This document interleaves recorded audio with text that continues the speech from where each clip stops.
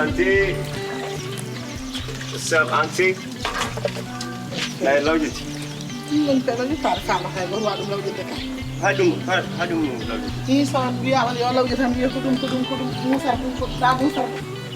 Mama, anda sudah ada kata. Mama jalan garda hajun. Ada dambi sandi Sudan hol ko ni problema. Ah, cino yo di do urus ni. Wah, yang sudah di do urus ni mabot. Iko wadi non? Ayan wayu.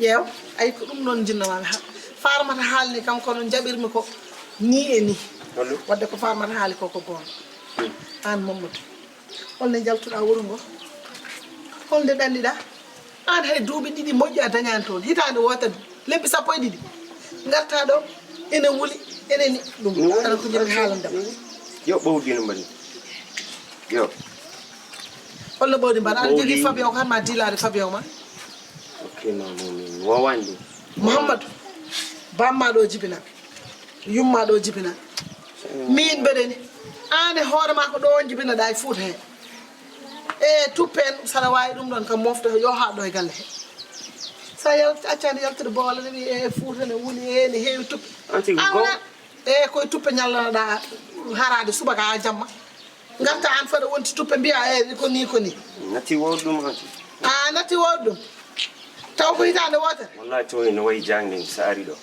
wayanma kono jahannama min ɗum haaja men ne bona hen mbima ko yaha artir hakkille ma o ɓe haalnima min goni ko lawƴude bata so mi anda pourquoi wuuro ngol keewi ɗum ɗoji quoi eɓe keewi holɗum village waji ɗiɗon tan he ɓe kaali ko gonga Mamadou ni Mamadou chaîne ma ni ƴew anti ƴew mbami ɓowde a suwa taw woni ko ɗi bilingaji kaɓɓuɗa hay goto anda andene ko nandata anti min koy assis Allah ko moƴƴani an kam taade ko lebbi sappo e ɗiɗi mbaɗɗa toon gartuɗa an kam koyngal ma ni fuɗɗi toon huuɗo an joɗɗo sowona ɗum sa ruttima mi famani ko nationalité jogoɗa change ude jo hollum bo pour moƴƴe yeew woni ko lawjude pata sama te mo min haala ka ɗum jeeta kam ɗo ko cetta mbawmi te argay Mamadou argay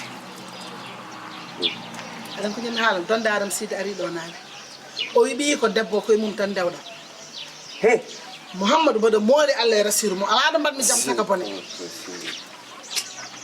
non i wona gonga fuurankoɓe noon mbayi fuutankoɓe mbayani noon ɓe kaali koko mbaɗɗa o ko mbi janano an hay wettaki tan hay comboji ɗi yimɓe naatare holɗin comboji min de mi ronki famde ɗo quoi wadde an ka jokkodirɗo e comboji e wuuro he hey Mamadou moƴƴi anti min ko comboji ndewa caggal min mi rawani comboji ɗo ko an comboji ndewata he caggal ma e kono dondaram sidi kam wima ya woppu ko yimne mooli Allah e mi rasiru rawani makko de a rawani e makko e Mamadou ma ala kala ko woni e lahal ma juuɗe jiita vraiment anti ɗum ɗo kam eyi ɗum ɗo kam ɗum ɗo ɗum to min natto e nder ha nangue terlo eyo haajam bone hen min kam nangue hankkadi min gowi ɗum e ko fandiyagal gittuɗa ko jalɗa ko koɗo bona ɓurankoɓe kam sallah jaɓi kañumen gandani e koye mum ene wona an lebbi sappo e ɗiɗi tan garta tan mbiyare façon ɗum ne wawi gas e sa waɗi toon duuɓi sappo koye sa arti yarata ko feɗe Mari parta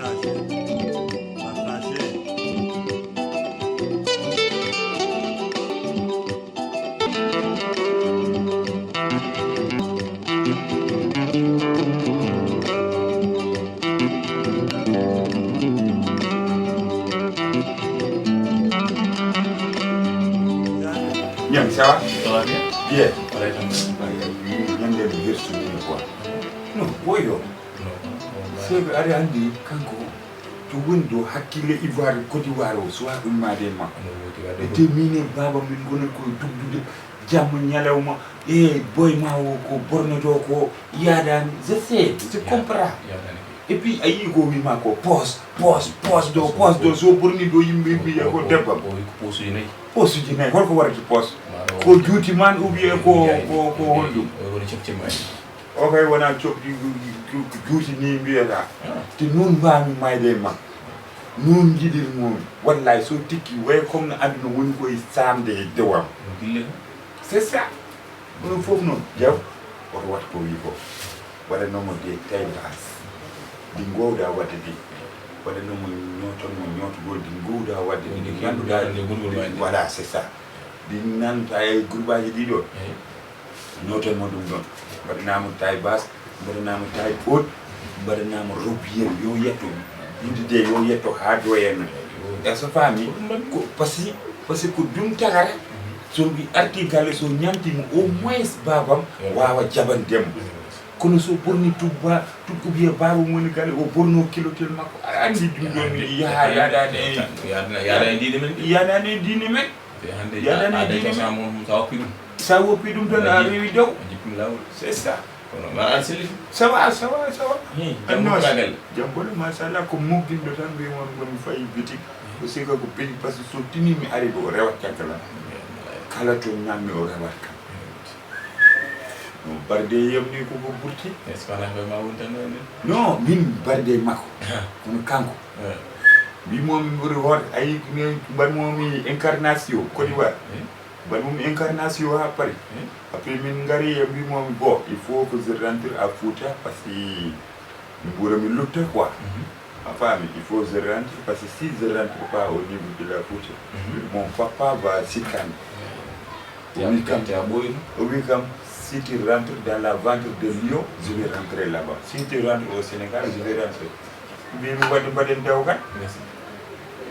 Tani ou jetti fofo mak o pi mamma ko tan heddo non o pi do mamra do o rewe ya njol we ban non njol we ban non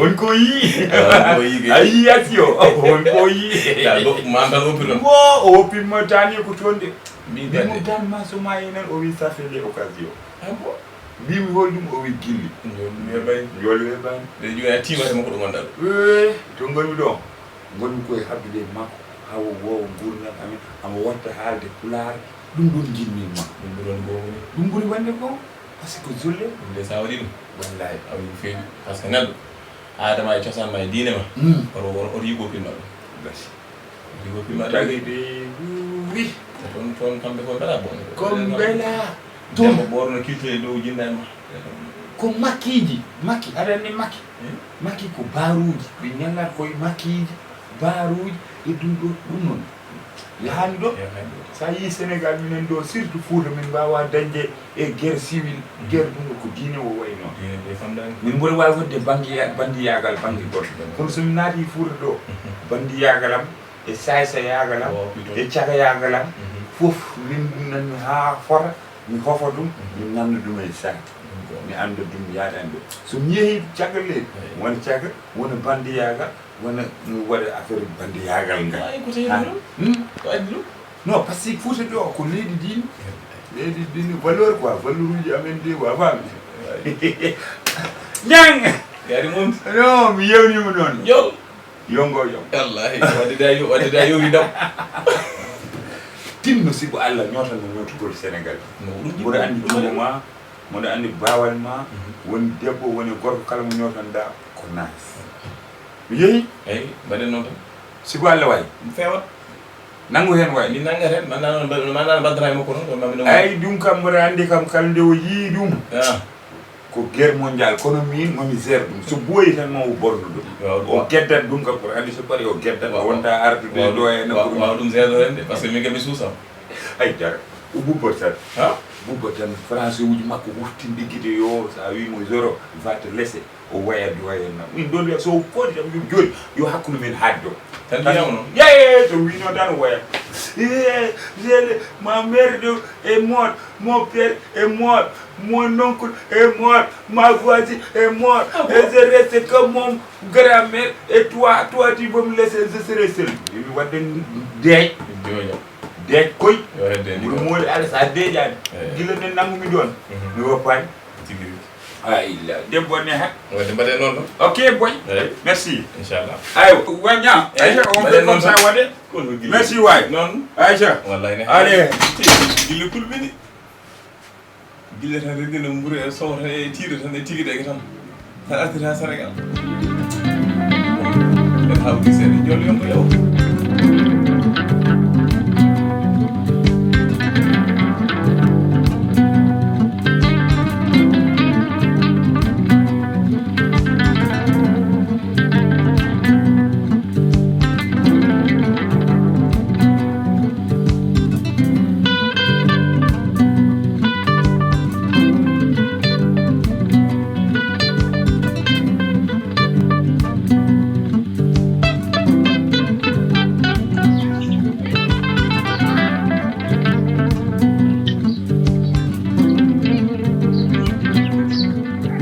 ASSIMI FANTA.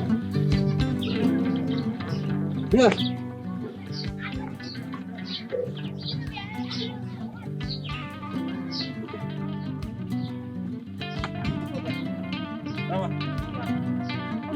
Il y a beaucoup de travail dans le maison aujourd'hui. Encore travail. Pas toujours travail. Bon, père, tous les travaux que je vois ici. Pas toujours travail. Mais tous les travaux que j'ai fait ici, là, il y a encore d'autres travaux que je n'ai pas fait. Aujourd'hui, pour travailler, vous pouvez. Quoi? Vous pouvez. Lessive? Oui. Bon, papa. Tu es qui, yo? Non, écoute-moi maintenant, là. Parce que là, c'est trop. Moi, je ne peux pas venir ici pour devenir une femme de ménage dans cette maison. Tu vois la maison grande comme ça, là. Moi, je ne veux pas venir ici pour travailler. Je suis avec mon mari, je suis là pour mon mari. Ici, c'est le travail qui est la priorité. Est-ce que tu connais ça? Travail priorité? Oui. Non, c'est pour les machines. Nous, là, ça, là. Tu vas où pour des? Ça, non, en Côte d'Ivoire, là. Nous, on aime ça chez les Pérésiens où on met dans les machines. Il faut acheter une machine. J'ai pas compris. N'a pas compris? Non. Tu vas rentrer. Rentrer Côte d'Ivoire. C'est ça? Tu laisses mon fils. Parce que moi, si c'est mon fils. Si je vais partir avec mon mari. Abonne ko heewi hakkunde mi yaro. Toi, tu n'es pas gentil. Toi, tu n'es pas une bonne femme. Tu n'es pas une bonne femme exemplaire. Si c'est pas bonne femme là, ton fils ne va pas m'amener ici. Tu vas rentrer à Côte d'Ivoire. Moi, si tu vas travailler ou non, je rentre avec mon mari. On rentre ensemble. Prends une chose. Travail ou rentre. Moi, je travaille, mais pas comme le travail que toi, tu veux là. Travailler matin au soir. Aujourd'hui, tu vas travailler. Je suis pas là dans des formations de travaux là. Non, beau père. Je vous respecte vraiment, mais là, c'est trop. Yasin wi yomi woppumol jooɗoɗo. Yasin. Haali ha tampi yomi woppumi yehi hami jaɓi. Quoi? Kono noon heɗmi haalama. Joni, a liggor walla koota. J'ai pas compris, beau père. Tu vas travailler ou rentre. Prends une chose. Yasin m'a dit, je te laisse vous deux tranquilles dans la maison. Ce qui est normal, non? Ce qui est normal? Oui. Oui, c'est normal. Mais il faut travailler. Goupa, pita, yoga, tenoya. Dans le brousse, tu vas partir là-bas. Venez ici. Toi. Beau-père. Tu vas travailler bien ici. Si tu parles de brousse là, ça commence par ici. Mais tu vas rentrer au Côte d'Ivoire. À Hotatan. Tu vois cette chaleur là? Tu as vu? Chaleur, même Côte d'Ivoire, il y a chaleur. Côte d'Ivoire, c'est quoi? Côte d'Ivoire, c'est pas Amérique. Côte d'Ivoire, c'est pas France, c'est pas Italie. Côte d'Ivoire, c'est un pays comme les autres pays africains. Climat ne change même pas. Tu vas travailler aujourd'hui. Beau-père, faut pas frapper. Ok, tu vas travailler aujourd'hui. Faut pas frapper. Beau-père comme ça là. Quand tu parles, laver, balayer, préparer, manger pour 100 personnes. Moi, ASSIMI là, depuis que je suis venue ici là, c'est l'enfer. Tu vois moi comment je transpire, comment je suis transformée. Maintenant, je suis devenue une autre personne là. Ici, là, si c'est comme ça, les mariages, là, moi, je vais amener mon mari. On va partir en Côte d'Ivoire. Pour rester ici, là, ça va être difficile pour Assimi. Moi, je ne peux pas. Si c'est comme ça, je ne reste pas. Pour payer, il parle toujours le matin. C'est pour ça, là, lui, il n'a même pas de femme ici à la maison. Pourquoi lui, il ne va pas chercher une femme, une vieille femme comme lui, là? Il faut rester ici, parler, travailler. Nous, on ne peut pas. Nous, on va aller danser dans les discothèques, on va faire une belle vie.